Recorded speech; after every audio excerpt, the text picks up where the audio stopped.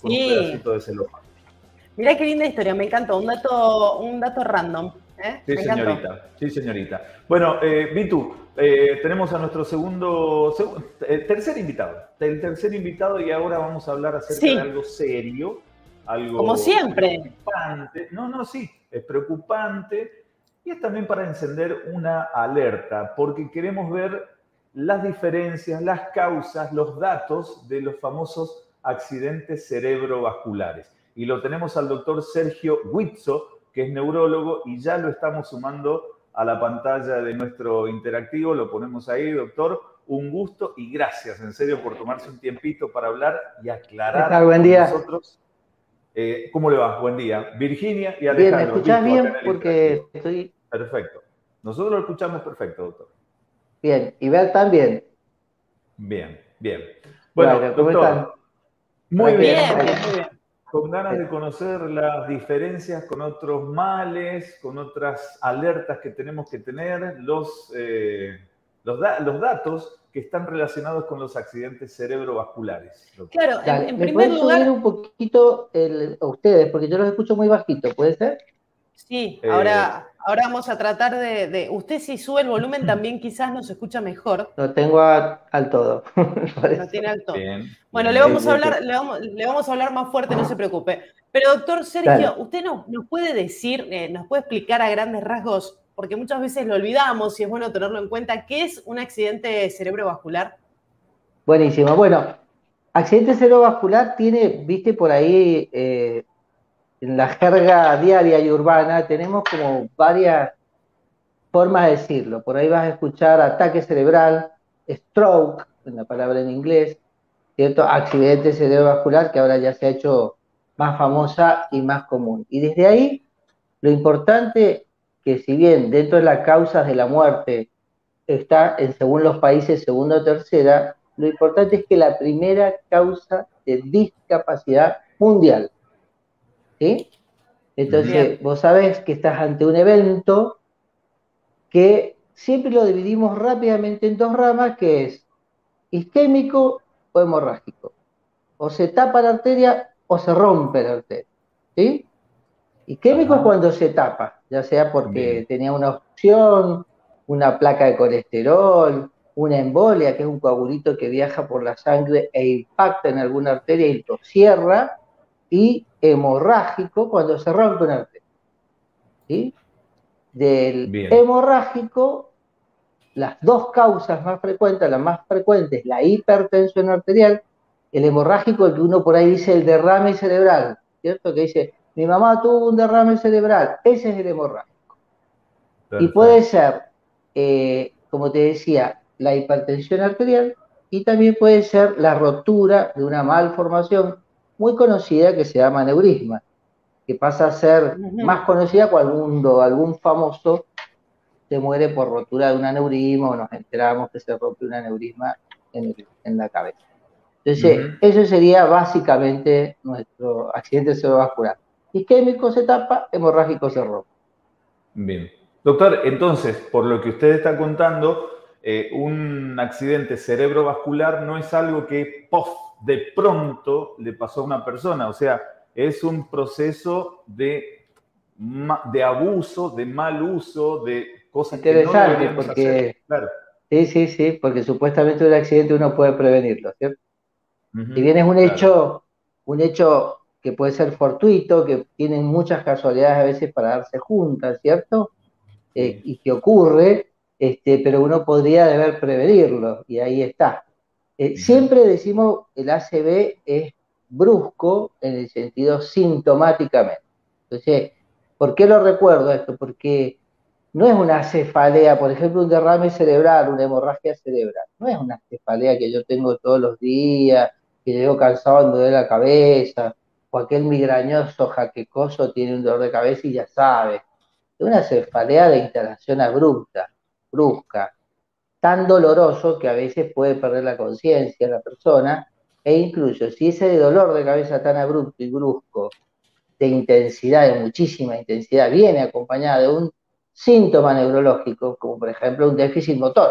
No puedo levantar la mano, no puedo levantar la pierna, no puedo hablar, o sea, tengo falta de lenguaje, se me cortó la vista o me dio un vértigo muy fuerte, ese síntoma neurológico está avisando que está pasando algo más en el cerebro. Entonces, eso es una urgencia neurológica, una emergencia neurológica. ¿Sí? Claro, alerta roja. Doctor, ¿qué pasa cuando nosotros nos podemos dar cuenta que a una persona le está sucediendo? Digamos, ¿de qué manera ayudamos? Eso ha ayudado en estos últimos tiempos, toda esta difusión que hacen ustedes, ha ayudado a cambiar la historia de los accidentes cerebrovasculares. Así, lo cuento así porque es lindo saber que así como en los años 80 aparecieron que el dolor de pecho era el infarto, entonces la gente cuando tenía un dolor de pecho llamaba a la ambulancia o intentaba llevar la difusión de un accidente cerebrovascular, donde el paciente o la persona, tres cosas fundamentales siempre enseñamos nosotros, que es el lenguaje, la pérdida del lenguaje. Si una persona de repente y bruscamente comienza con un trastorno del habla, entonces hay frases muy conocidas, pero uno no hace falta hostigarlo, le pregunta, le dice, nosotros le preguntamos, el flan tiene frutillas y frambuesas. Si no puede decir, no puede repetir bien esa frase, yo más mendocino digo, Mendoza, la tierra del sol y del buen vino. Si no puede repetir esa frase, le sale mal, se llama dislalia, disartia, claro, que le sale la lengua pesada, o no puede hablarlo, está ocurriendo algo. Doctor, una consulta, porque si usted dice, por ejemplo, el flan tiene frutilla y frambuesa. Es una frase nueva que nos agarra de sorpresa. Seamos sinceros, nadie en su vida diaria dice el flan tiene frutilla y frambuesa. Sí, por eso es muy neurológica, yo uso la mendocina. Bien. Pero bueno, la frase Mendoza, tierra del sol y del buen vino, ya es una frase que uno ya conoce de antes. ¿Cómo sería? ¿Sirve igual algo que uno ya tiene? Sí, porque en realidad lo que uno evalúa en el lenguaje es la comprensión. O sea, si yo te digo repetir la frase, ya estás comprendiendo, ¿cierto? Y claro, y decirlo, que es la parte motora del lenguaje, es repetirlo también. Bien. Entonces, si no me comprendés lo que te digo, y si no sos capaz de emitirlo, ahí estás fallando algo en el lenguaje. ¿Y qué hacemos en ese caso? Vemos que dos cosas más. Falla. Cualquier asimetría facial, caída de la boca, caída del ojo, ¿sí?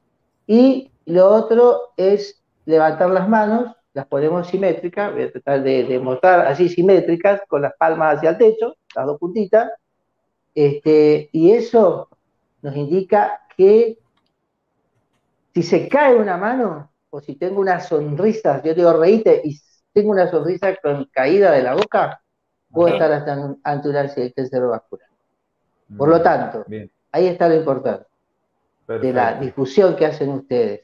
Que la gente con tres cositas simples, decirle una frase, hacerle levantar las dos manos juntas y hacerlo sonreír, podemos estar ante un diagnóstico de un accidente cerebrovascular. Lo tengo que trasladar rápido al hospital. Si la ambulancia me dice 4 horas y yo no veo peligro, 5 horas, yo no veo peligro, mi papá, mi mamá está bien, no le doy agua, no le doy nada para bajar la presión, no invento nada de eso. ¿Sí? Aunque le tome la presión y tenga 18, no le bajo la presión, porque a veces el cerebro lo hace para compensar esa falta de irrigación. Bien. Lo traslado, si no puedo, llamo a la ambulancia, por supuesto, y si hay pérdida de conciencia, con más razón. Pero si yo veo que es algo que es leve y estoy dudoso y el hospital está a 10 cuadras, lo cargo en el auto tranquilo y lo llevo y le digo al señor de la guardia, creo que mi papá tiene una sed. Y eso genera un protocolo de emergencia, que ya en todos los hospitales de Mendoza se está manejando, que es un protocolo donde si vos llegás dentro de un horario de 4 horas a 6 horas, se puede hacer un tratamiento para disolver el coágulo, en el caso de ser isquémico, y si no, hasta un tratamiento que se llama endovascular, así como vieron la arteriografía que se hace para el corazón, el cateterismo, y que se pone un stent, ¿se acuerdan de eso? Que por ahí se escucha. Bueno, ese mismo procedimiento se puede llegar a alguna arteria del cerebro y destapar el coágulo. ¿Ah? Oh, qué avance, Entonces, qué pero avance. si no llegas a tiempo, sonamos. Perdimos lo más importante. Hay un lema que dice, tiempo es cerebro. Y es así. Mientras más tiempo, más cerebro perdemos. Hay un mensaje que llegó, Víctor, vamos a compartir. Llega desde Santa Fe. Yo le hago clic, yo para compartirlo con el doctor. Dale. ¿Te parece? Un familiar tuvo un ACV isquémico. Se presentaron un par de advertencias, desvanecimientos espontáneos. Finalmente el ACV entendí que el isquémico es el más riesgoso y el de menos perspectiva de supervivencia. Alerta con esto, doctor. ¿Qué le respondemos a Raúl? ¿Es así? Desgraciadamente le vamos a decir al señor, pero obviamente lo respetamos. Me pareció excelente la pregunta y la capacidad de decir eso, darse cuenta. El isquémico hemorrágico, en realidad, el más frecuente es el isquémico. El isquémico es más frecuente, el hemorrágico es menos frecuente, pero la mortalidad, en realidad, sobre todo cuando es rotura de aneurisma o una rotura de una arteria por una hemorragia cerebral, tiene mayor mortalidad. El isquémico es más mortal cuando se tapan arterias muy grandes que llegan al cerebro. Voy a dar un ejemplo conocido.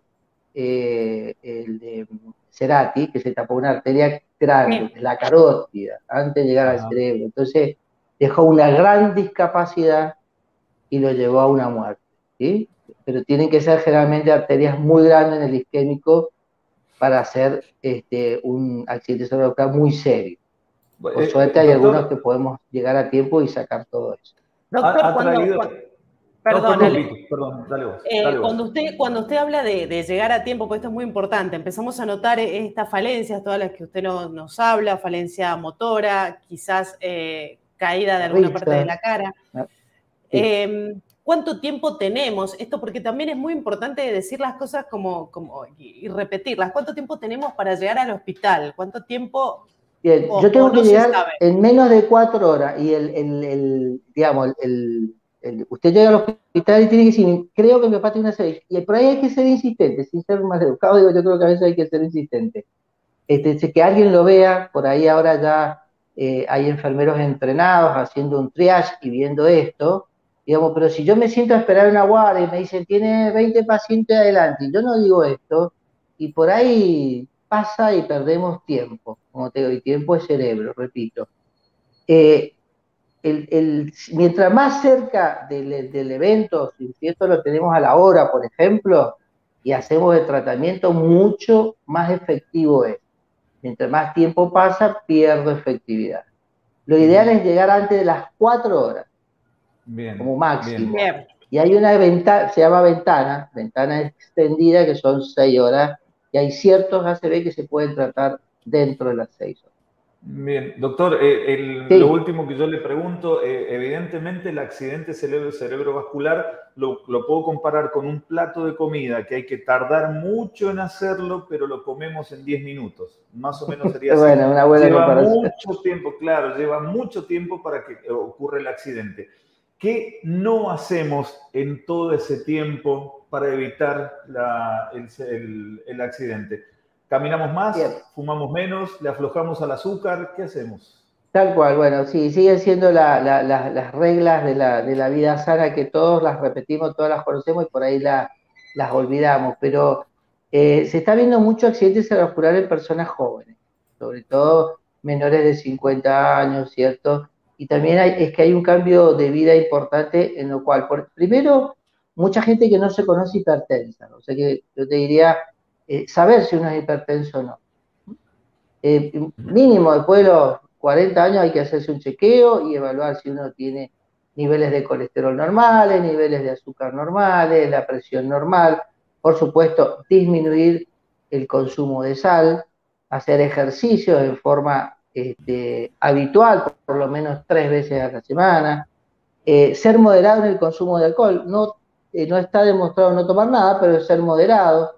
Se aconseja en el hombre máximo una copa de alcohol por día, que equivale más o menos a una cerveza, en la mujer siempre es la mitad.